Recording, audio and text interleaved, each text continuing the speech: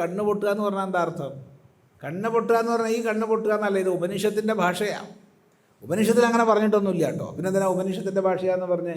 ഉപനിഷത്തിൽ നമുക്ക് കാണാം, ചില യജ്ഞങ്ങൾ നടക്കുന്ന, യാഗങ്ങൾ നടക്കുന്ന വേദിയിലേക്ക് ചില വിദ്വാൻമാർ കടന്നു വരും. ഉപനിഷത്തിലുള്ളതാണ്. എന്നിട്ട് ചോദിക്കും, നീ ഏത് ദേവതയാണ് പൂജിക്കണമെന്ന് നിനക്കറിയാമോ? അറിയില്ലെങ്കിൽ നിൻ്റെ തല പൊട്ടി തെറിച്ചു പോകും. അല്ലെങ്കിൽ ഞാൻ ചോദിക്കുന്ന ചോദ്യത്തിന് നിനക്ക് ഉത്തരം പറയാമോ?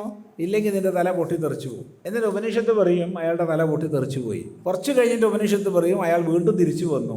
അതെങ്ങനെയാണ് തല പൊട്ടി തെറിച്ചാൽ തിരിച്ചു വരിക? ഈ തല പൊട്ടി തെറിക്കുക എന്ന് പറഞ്ഞാൽ ഈ തല പൊട്ടി തെറിക്കുക എന്നല്ല അർത്ഥം. സമൂഹത്തിൽ വിദ്വാനാണെന്ന നിൻ്റെ പേര് മുഴുവൻ നഷ്ടപ്പെടും. തല പോയി. പിന്നെ അയാൾ വീണ്ടും തപസ് ചെയ്ത് പഠിച്ചു ജ്ഞാനമുണ്ടാക്കി തിരിച്ചു വന്നു.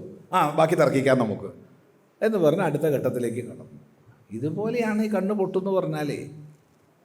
കള്ളം പറഞ്ഞാൽ കണ്ണ് പോയവരെ കള്ളം പറയുള്ളൂ. അവിടെ ഈ ബാഹ്യമായ കണ്ണല്ല ഉദ്ദേശിക്കുന്നത്, അത് മനസ്സിലാക്കുക. മുന്നോട്ട് കാണാൻ കഴിയുന്നവർ ഒരിക്കലും കള്ളം പറയില്ല. കാരണം ഒരു കള്ളം പറഞ്ഞാൽ അത് സമർത്ഥിക്കാൻ വേറൊന്ന് പറയേണ്ടി വരും, അത് സമർത്ഥിക്കാൻ വേറൊന്ന് പറയേണ്ടി വരും. അങ്ങനെ കള്ളം പറഞ്ഞ് കള്ളത്തിൻ്റെ ഒരു ജാലത്തിൽ നമ്മൾ കുടുങ്ങിപ്പോവും. അത് മുന്നോട്ട് നോക്കാൻ കഴിയുന്നവർ ഒരിക്കലും കള്ളം പറയില്ല.